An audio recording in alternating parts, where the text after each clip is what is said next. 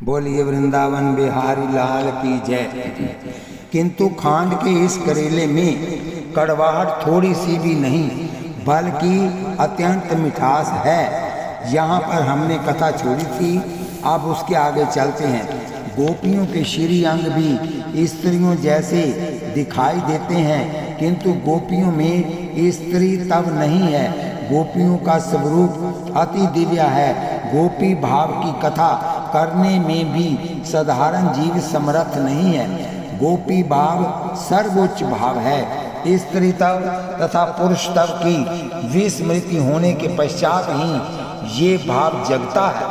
जिसकी बुद्धि में स्त्री तव और पुरुष तव का भाव है, वह इंद्रियों का दास है। वह व्यक्ति श्री कृष्ण की सेवा निरंतर नहीं कर सकता। श्री कृष्ण की सेवा उनका स्मरण करते करते जीव जब स्त्री तव और पुरुष तव को भूलता है, न मैं स्त्री हूँ न मैं पुरुष हूँ, तभी शुद्ध गोपी भाव का उदय होता है। शुद्ध गोपी भाव के जागने के पश्चात ही परमात्मा की वंशी कानों को सुनाई देती है। गोपियों के कानों में भगवान की वंशी के स्वर आते हैं। गोपियां तो प्रेम में पागल हो उठती हैं, उन्हें श्रृंगार का भी भान नहीं रहता। सुखदेव जी महाराज ने बहुत ही सुंदर वर्णन किया है। गोपियां प्रेम में दौड़ती दौड़ती गई है। सुखदेव जी महाराज उनके दर्शन करते करते बोल उठे, कोई लिपटी लिपटी, कोई मार्जन करती करती, कोई आंख में काजल अंजन लगाती लगाती, कोई अस्त व्यस्त वस्त्रों तथा आभूषणों को धारण करती हुई स्त्री भगवान श्री कृष्ण के समीप आई। सुखदेव जी महाराज किसी का भी नाम नहीं लेते। वह तो कांचित अन्याय अपरा कहते हैं। यहाँ लौकिक नाम और रूप की पूर्ण विस्मृति है और तभी दिव्य गोपी भाव जागृत हुआ है। गोपी प्रेम में पागल हुई है। रास लीला तो प्रेम लीला है। प्रेम और कान दोनों का रूप थोड़ा मिलता जुलता है, किंतु दोनों के तत्व में बहुत अंतर है। सुख को अपनी ओर खींचने की चेष्टा करता हो वह काम कहलाता है, तथा प्रियतम को सुख देने में जो लगा रहे उसे प्रेम कहते हैं। जिसके मन में सुख भोगने की इच्छा रहती है, वह जीव पुरुषोत्तम परमात्मा के पास जा ही नहीं पाते। वह तो नाम तक भी नहीं ले सकते। वह तो किसी स्त्री या पुरुष के पास ही जाते हैं। जिन्हें किसी सुख के भोगने की थोड़ी सी भी इच्छा नहीं है, वह ही परमात्मा के पास जाते हैं। गोपियों की किसी सुख के भोगने की थोड़ी भी इच्छा नहीं है, तभी वह दौड़ती दौड़ती प्रभु के पास जाती हैं और उल्टा पुल्टा श्रृंगार करके चली जाती हैं। बिंदिया लगानी मत्थे पे लगा लेती, ठोटी में पायल पैरों में डालनी है तो गले में डाल लेती हैं। बिछुआ अंगूठी पैर की उंगली में डालना है तो कानों में डाल लेती हैं। लहंगा सिर पर ओढ़ लेती हैं और चिन्हरी तन पे लपेट लेती हैं। काजल आंख में लगाना होता है तो लबों के ऊपर लगा लेती हैं। उल्टा पुल्टा श्रृंगार करके जब गोपियां निकली, परमात्मा ने गोपियों से कहा तुम घर जाओ। तब एक गोपी ने कहा हम घर तो चली जाएंगी, किंतु पीछे आप क्या करेंगे? हमें ये चिंता है कि हमारे घर जाने के पश्चात आपका क्या होगा। आप तो बड़े लजीले हैं। गोपियों की सुख भोगने की इच्छा नहीं थी, किंतु उनकी श्री कृष्ण को सुखी करने की इच्छा थी। गोपी कहती है श्री कृष्ण की हमसे मिलने की इच्छा है।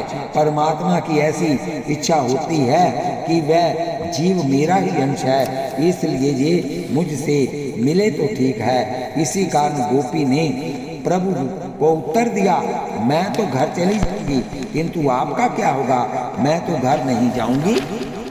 इसके पश्चात श्री कृष्ण ने गोपियों को धर्म की शिक्षा दी। वह कहने लगे स्त्री पति की सेवा करे, ये उसका धर्म है। तुम लोग भी घर जाकर पति की सेवा करो। ये सुनकर एक गोपी ने कहा धर्म का पालन करने से क्या होता है, ये हमें बताइए। भगवान ने कहा धर्म का पालन करने से पाप दूर होते हैं। गोपी बोली पाप दूर होने के पश्चात क्या होता है? भगवान बोले जिसके पाप नष्ट हो जाते हैं उनका मन शुद्ध होता है। गोपी बोली, मन शुद्ध होने के पश्चात क्या होता है? भगवान ने उत्तर दिया, जिनके मन शुद्ध होते हैं उन्हें परमात्मा मिलते हैं। जी सुनकर गोपी ने फिर कहा, किंतु आप तो हमें मिले हुए हैं, आपको छोड़कर हम धर्म का पालन क्यों करें? अब हमें धर्म का पालन करने की आवश्यकता ही नहीं है। यदि कोई स्त्री हो तो पति की सेवा करना उसका धर्म हो जाता है, किंतु जो ना तो स्त्री है और ना पुरुष, अधिक क्या स्त्री और पुरुष से इतर भी जो कुछ नहीं है, अर्थात जो केवल शुद्ध जीव ही है, उन्हें छोड़कर परमात्मा कहाँ जाएंगे? आत्मा परमात्मा से मिले, ये धर्म ही है। आत्मा का धर्म है कि परमात्मा के चरणों में वह दौड़ती हुई जाए तथा परमात्मा के साथ एक हो जाए। भक्ति जब अधिक बढ़ती है तब धर्म भी बाधक हो जाता है। जब तक भक्ति सामान्य है तब तक धर्म का पालन करना आवश्यक है, किंतु भक्ति की एक ऐसी विशेष स्थिति आती है जबकि परमात्मा का अनुभव भक्त को होने लगता है। परमात्मा की सेवा और उनके स्मरण में देह का भान भूल जाता है। ऐसी स्थिति आने के पश्चात धर्म का पालन करने की अधिक आवश्यकता नहीं रहती। इस प्रकार गोपियों की खूब परीक्षा करने के पश्चात श्री कृष्ण को विश्वास हो गया कि गोपियां विशुद्ध भाव से प्रेरित होकर मुझसे मिलने आई हैं। इनके मन में विकार नहीं है, वासना नहीं है तथा काम की गंध नहीं है। गोपियां पूर्ण निष्काम है, ऐसा प्रभु को विश्वास हुआ। इसलिए वह गोपियों के साथ रास क्रीड़ा करने लगे। अत्यंत आनंद छा गया। एक एक गोपी को अपने हाथ लेकर उन्होंने उनका आलिंगन किया। गोपियों के हाथों में उन्होंने अपने हाथ दोनों हाथ दे दिए। परमात्मा रस रूप है, रसो वैसा रस में परमात्मा से जब आलिंगन हो उनके साथ जीव जब एक हो जाए उसी को रास कहते हैं। रास में संगीत, साहित्य तथा नृत्य का समन्वय हुआ है। समाज में रास लीला की कथा कहते कहते सुखदेव जी महाराज भी संकोच हुआ। सुखदेव जी महाराज को भी संकोच हुआ। समाज में सब लोग इनके अधिकारी नहीं है, उसी प्रकार सब लोग इनके अनधिकारी भी नहीं है। सुखदेव जी महाराज ने श्री राधा का खूब स्मरण किया, निवेदन किया कि आपकी आज्ञा हो तो ये कथा कहूँ। श्री राधा जी ने आज्ञा दी, पुत्र कथा कहो, किंतु विवेक से कहना। रास लीला की कथा सुनने से पहले 3 सिद्धांत याद रखने चाहिए। एक तो ये कथा गंगा किनारे हुई है तथा कथा कहने वाले सुखदेव जी हैं, जिनको अपनी दृष्टि में ये जगत ब्रह्म रूप भासता है। इस प्रकार जिनकी वासनाएं समाप्त हो गई हैं, ऐसे महान पुरुष ये कथा कह रहे हैं। रास लीला में स्त्री पुरुष के मिलने की कथा नहीं है। जिस प्रकार 3-4 वर्ष का बालक श्रृंगार के वर्णन को नहीं समझ सकता, उसी प्रकार रास लीला में काम सुख का वर्णन होता तो सुखदेव जी वे कथा करते ही नहीं। भागवत तो परमहंसों की कथा है। सुखदेव जी महाराज परमहंसों के आचार्य हैं। परमहंस निवृत्ति प्रधान होते हैं। निवृत्ति धर्म का फल है, जीव और ईश्वर का मिलन। कथा सुनने वाले राजा परीक्षित हैं। 1-2 दिन में मृत्यु उनको ग्रसित करने वाली है। जिनका मरण समीप हो उन्हें क्या काम की कथा रुचेगी? रास लीला में जिसे काम की गंध आती है उनकी बुद्धि बिगड़ी हुई है। रास लीला तो आत्मा और परमात्मा के मिलन की कथा है। मल मूत्र से भरे शरीर के साथ तो साधु महात्मा भी नहीं रखते, फिर श्री कृष्ण तो परमात्मा है, क्या वैसे शरीर के साथ आनंद प्राप्त करेंगे? श्री कृष्ण का स्वरूप आनंद में है। जैसे गंगा जी को सर्दी नहीं लगती, अग्नि देव को गर्मी नहीं लगती, सूर्य नारायण के सामने अंधेरा आता नहीं, वैसे ही ठाकुर जी की इच्छा सुख की नहीं होती। ठाकुर जी के श्री अंग स्वयं आनंद से परिपूर्ण है। वो नख से लेकर पैर के अंगूठे के नख से लेकर सिर तक उसके एक बाल को भी देख लेंगे तो आपको उतना ही आनंद आएगा जितना उनका रूप देखने में आता है। उसके हाथ के नख को देखेंगे तब भी उतना आनंद आएगा, उसके पैर के अंगूठे को देखेंगे तब भी उतना आनंद आएगा, उनका पीताम्बर देखेंगे तो उतना ही आनंद आएगा। हमारे बोलिए वृंदावन बिहारी लाल की जय। हमारे हाथ पैर जैसे हैं वैसे ही हमें भगवान के हाथ और चरण दिखाई देते हैं, किंतु हमारे शरीर में तो मांस मज्जा और रुधिर है, जबकि ठाकुर जी का स्वरूप आनंदमय है। भगवान के अंदर ना मज्जा है, ना मांस है, ना हड्डी है, ना नाड़ी है, वो केवल रस रूप है। उसके चारों तरफ से प्रकाश ही निकलता है। देवी देवताओं की परछाई नहीं होती, क्यों नहीं होती? कि उनकी चारों तरफ से अंदर से प्रकाश निकलता है और जीव की परछाई बनती है। सूरज सामने हो तो परछाई पीछे, सूरज पीछे हो तो परछाई आगे, दाएं हो तो बाएं, बाएं हो तो दाएं। हमारे चारों तरफ परछाई मौत की तरह घूमती है, ये बताती है कि मरने के लिए तैयार रहो। आगे भगवान की परछाई नहीं होती, इसलिए वो अलौकिक है। अलौकिक सिद्धांतों को समझने के लिए अलौकिक भाषा तो मिलती नहीं, लौकिक दृष्टांतों के द्वारा ही अलौकिक सिद्धांत समझे जाते हैं। एक बार की बात है, रात के 12 बजे एक भाई बिस्तर पर करवटें बदल रहे थे। चाय नहीं मिली, इसलिए नींद नहीं आ रही थी। चाय बनाने के लिए उठे, किंतु डिब्बे में खांड खत्म हो गई थी। आधी रात के समय बेचारे खांड लेने कहाँ जाएं? विचार करते हुए याद आई कि पिछले दिन बच्चों के लिए खांड के खिलौने लाए थे। खांड के खिलौनों का डिब्बा उन्होंने खोज निकाला, बहुत खुश हुए। डिब्बा खोला, अंदर खांड का हाथी था। हाथी की 2 टांगे तोड़कर उन्होंने चाय में डाल दी। अब विचारने की बात है कि उन्होंने हाथी की 2 टांगे चाय में डाली या खांड डाली। अगर वास्तविक हाथी या घोड़ा होता तो क्या उस डिब्बे में रह सकता था? वह ना तो वास्तविक हाथी है और ना घोड़ा है, वह तो खांड ही खांड है। खांड को हाथी का आकार भर दिया गया है, लेकिन खांड का हाथी हाथी नहीं है, खांड है, खांड से बना है। उसकी सूंड को चबाओ तो मीठी, पूंछ को चबाओ तो मीठी, पैर को दबाओ खाओ तो मीठी, कान को खाओ तो मीठी, क्योंकि उसमें चीनी भरी हुई है। इसी प्रकार श्री कृष्ण का स्वरूप आनंदमय है। श्री व्यास महाराज जी का ब्रह्म सूत्र है, आनंदमय बयासा, ईश्वर में आनंद है। यदि ऐसा कहें तो अर्थ होगा कि इस सिद्धांत के आधार पर ईश्वर और आनंद अलग अलग हैं, किंतु महर्षि व्यास जी का सिद्धांत है कि जो आनंद है वह ही ईश्वर है। निराकार वस्तु का बुद्धि से अनुभव होता है, किंतु निराकार के प्रेम साथ तो होता नहीं है।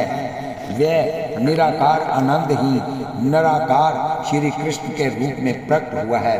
गोपियों को परमानंद का दान करने के लिए ही श्री कृष्ण ये लीला करते हैं। ऋषि रूपा गोपियां जब 5-6 वर्ष की थी तभी से व्रत करती थी, पार्वती जी की पूजा करती थी, श्री कृष्ण पति के रूप में मिले ऐसी इच्छा करती थी। भागवत में इन गोपियों के लिए कुमारिका शब्द का प्रयोग हुआ है।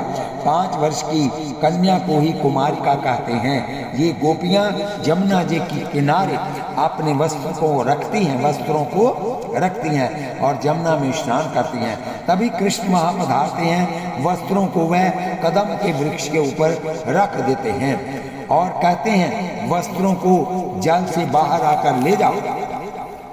शरीर को वस्त्र ढकते हैं और परमात्मा को वासना ढकती है। सामान्य बादल जैसे सूर्य नारायण को ढक लेते हैं, वैसे ही वासना परमात्मा को ढक लेती है। ईश्वर सर्वत्र है, किंतु उनका दर्शन होता नहीं। इसलिए प्रभु ने गोपियों की वासना के पर्दे को हटाया है। परमात्मा सर्वव्यापक है, हर समय हर स्थान पर वे विराजते हैं। जब हम नहाते हैं तब भी हमारे साथ हैं, जब हम फ्लैश जाते हैं तब भी हमारे साथ हैं, सोते हैं तब भी साथ हैं, जागते हैं तब भी साथ हैं। बताओ उनसे चोरी आप क्या कर सकते हो? इसलिए हर वक्त आप परमात्मा को अपने पास रखेंगे, अपने साथ रखेंगे तो कभी झूठ नहीं बोलेंगे, कभी पाप नहीं करेंगे। जब तक वासना का पर्दा रहता है तब तक उनका अनुभव हो नहीं पाता।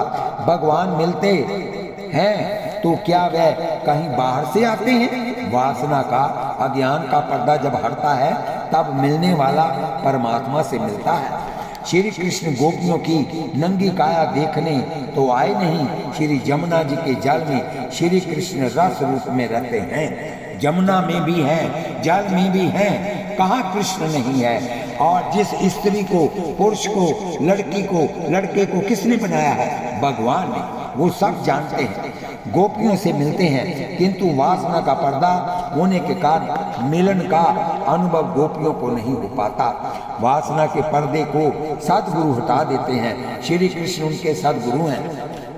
गोपियां पूर्व जन्म में ऋषि थी।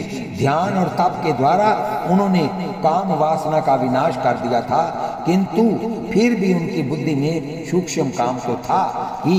उनको श्री कृष्ण ने दूर किया, क्योंकि श्री कृष्ण ही सूक्ष्म काम को दूर करते हैं। बुद्धि में बसने वाले सूक्ष्म काम का विनाश परमात्मा करते हैं। वस्त्रों के द्वारा वह जीवन में दोनों दिखाई देते हैं। श्री महाप्रभु वल्लभाचार्य जी का सिद्धांत है कि परमात्मा विरुद्ध धर्माश्रय है। श्री कृष्ण महाजोगी हैं और महाभोगी भी हैं। द्वारका में श्री द्वारकानाथ नित्य प्रति जानी 12 महीने 56 भोग आरोगते हैं।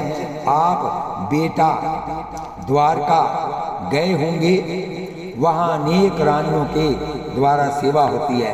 एक दिन में वहाँ अनेक बार भोग लगता है। वहाँ जामवंती जी भोग सामग्री लाती हैं, रुक्मणी जी लाती हैं, श्री राधा जी लाती हैं, सत्यभामा जी लाती हैं, वैष्णव भजन लाते हैं। सारांश ये कि जो कुछ भी प्रभु के सामने आता है वह सब वे आरोगते हैं। भगवान बहुत ही लीला रचते हैं, किंतु ऐसी लीला वह नहीं करते कि बहुत भोग लगाने से मुझे अजीर्ण हो गया है। भगवान को किसी भी दिन अजीर्ण यानी कि बुखार, तबीयत खराब नहीं होती उनकी। जितना मर्जी वो खाते जाएं। खाते क्यों हैं? उनकी इच्छा के लिए। वो भोग लगाती हैं तो वो खाते, होता ही नहीं। भगवान बहुत सी लीलाएं करते हैं, परंतु किसी दिन उनको जबर आता ही नहीं। श्री कृष्ण महायोगी हैं। महायोगी श्री कृष्ण को जरा नमक शिकारी बाण नहीं, जरा नमक शिकारी बाण नहीं मार सकते, यानी कि बीमारी उन पर नहीं आ सकती। किंतु प्रभु ने ये लीला की है, जरा नमक शिकारी ने उन्हें बाण मारा है। वह शिकारी ये सोचकर घबराया है कि प्रभु को मैंने बाण मारा। प्रभु ने उनकी घबराहट देखकर कहा, तू क्यों घबराता है? ये तो मेरी इच्छा थी, मेरी इच्छा से ये सब हुआ है।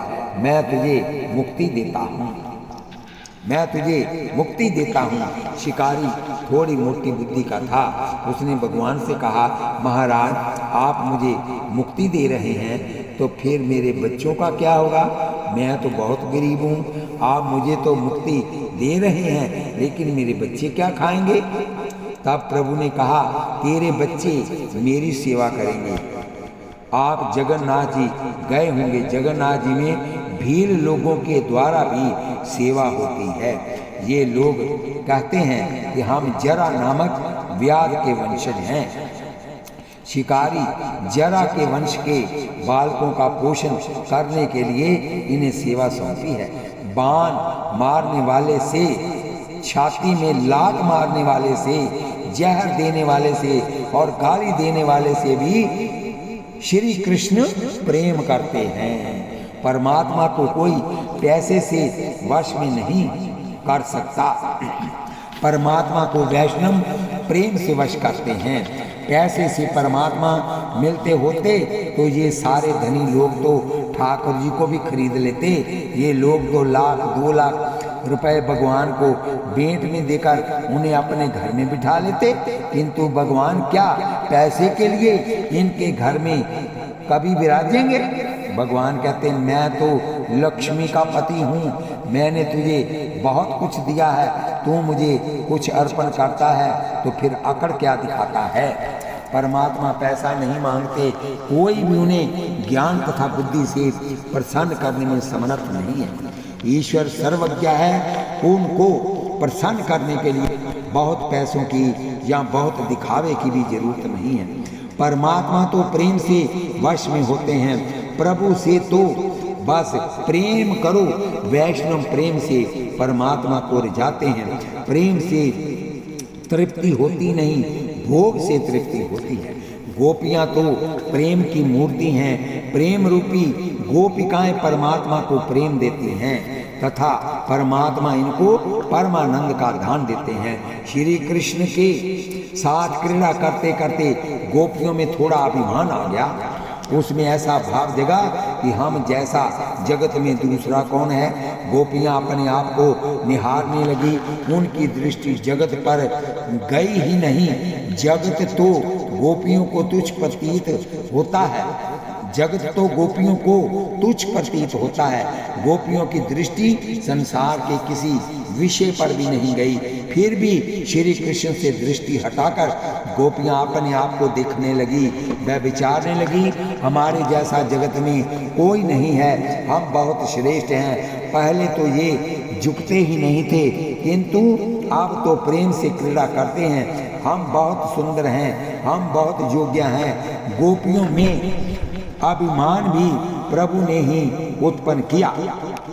भागवत के बहुत से श्लोकों पर मनन करने से ऐसा लगता है कि गोपियों में अभिमान आ ही नहीं सकता। गोपियां तो शुद्ध हैं, निष्काम हैं, तो फिर उनमें अभिमान आएगा कहाँ से? वास्तव में ये अभिमान तो ईश्वरी इच्छा से ही प्रकट हुआ है। ठाकुर जी की लीला करने की इच्छा हुई, इसलिए परमात्मा की सब जन मोहिका माया ने गोपियों के मन में अभिमान का उदय कर दिया। बोलिए बांके बिहारी लाल की जय, गोपी गीत की जय। महाभारत की कथा में ऐसा प्रसंग आता है कि श्री कृष्ण अर्जुन के रथ में विराजे हैं, वह सारथी बने हैं और घोड़ों की लगाम उन्होंने अपने हाथ में पकड़ी है। उसी समय अर्जुन को विषाद होता है।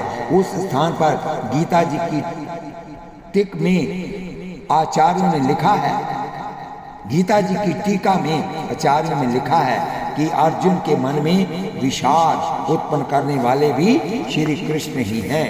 भगवान श्री कृष्ण के मन में आया कि जगत को मुझे बोध देना है। यही विचार कर उन्होंने अर्जुन को निमित्त बनाकर श्री गीता का ज्ञान का उपदेश दिया दुनिया को बताने के लिए। लेकिन वो अभिमानी नहीं था। भगवान की माया 3 प्रकार की है, सब मोहिका, सब जन मोहिका तथा विमुख जन मोहिका। सब मोहिका माया, सब मोहिका माया स्वयं श्री कृष्ण को भी मोहित करने वाली माया है। सब मोहिका रास में क्रीड़ा करते करते भगवान अंतर ध्यान हो गए और गोपियां उन्हें खोजने लगी। तभी मार्ग में श्री कृष्ण चतुर्भुज रूप में प्रकट हुए। गोपियां खोजती वहां पहुंची तो उन्हें चतुर्भुज नारायण के दर्शन हुए।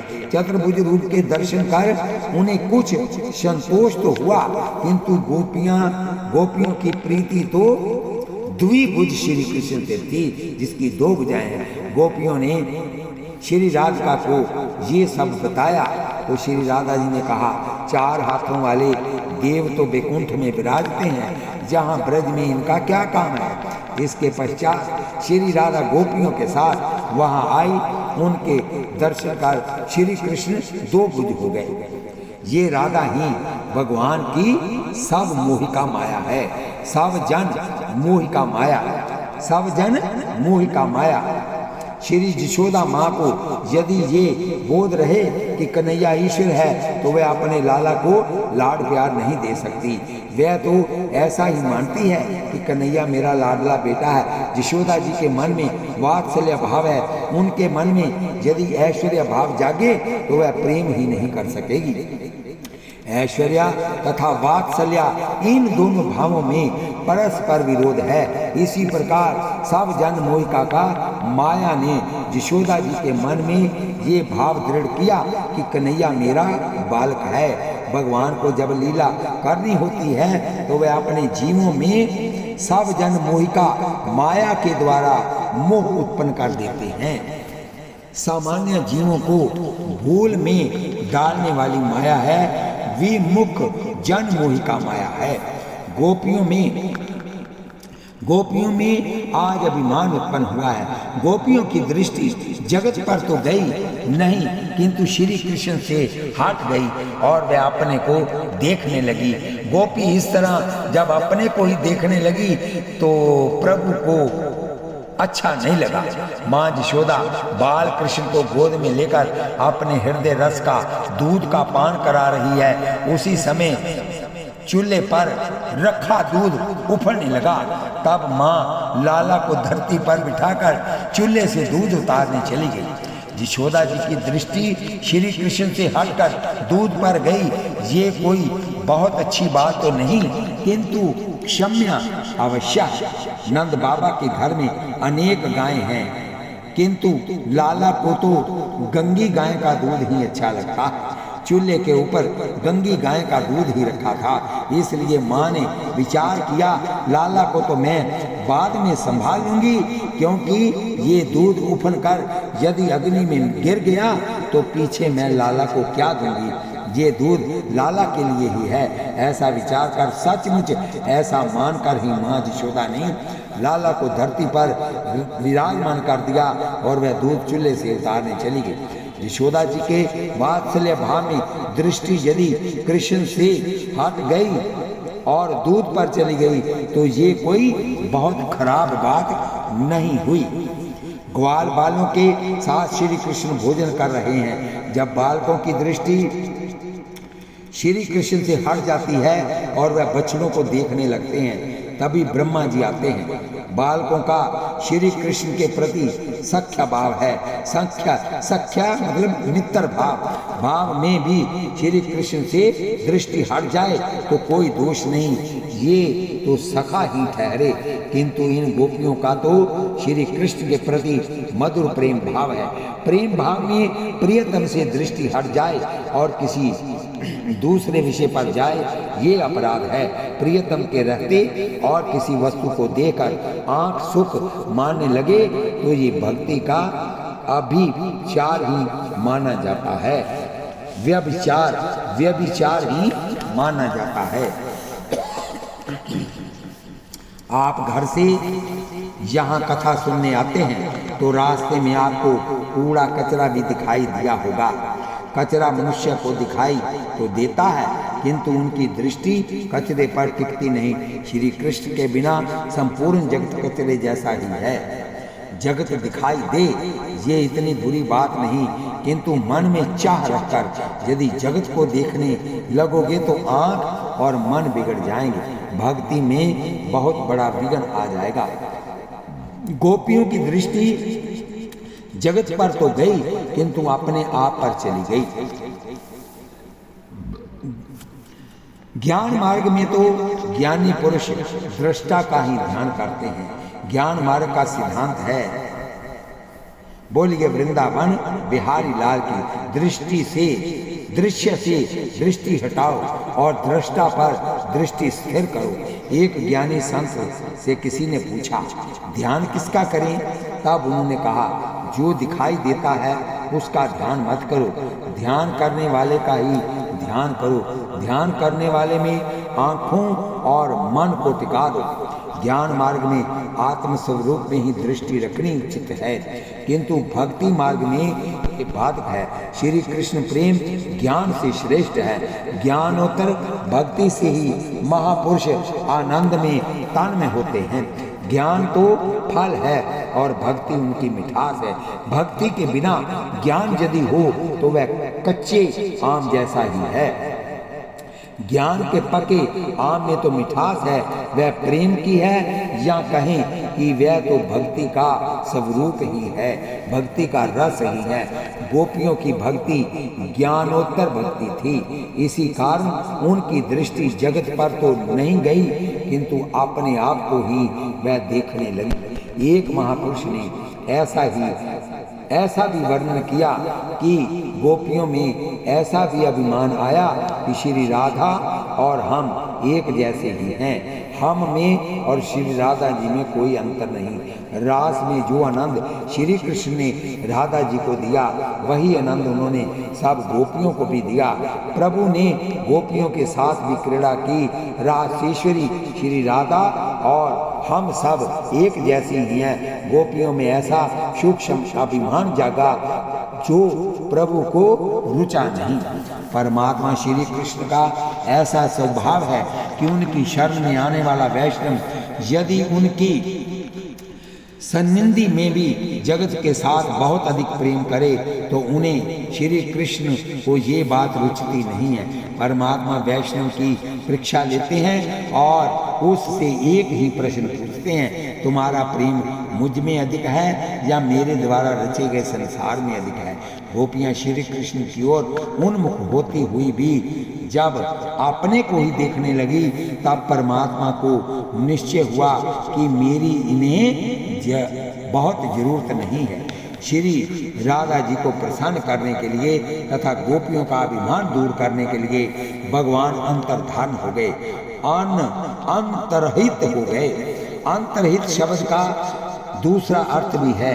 एक अर्थ तो ये है कि स्वरूप को छिपा कर रखते हैं, तथा दूसरा अर्थ है अंदर से कल्याण, यानी जो जीव का आंतरिक हित करते हैं। श्री कृष्ण गोपियों का हित करने के लिए, गोपियों को विशेष आनंद का दान करने के लिए अंतर्धान हुए हैं। वियोग के बिना संयोग के रस का पूरा अनुभव होता नहीं। अत्यधिक मीठा खाने के पश्चात खट्टा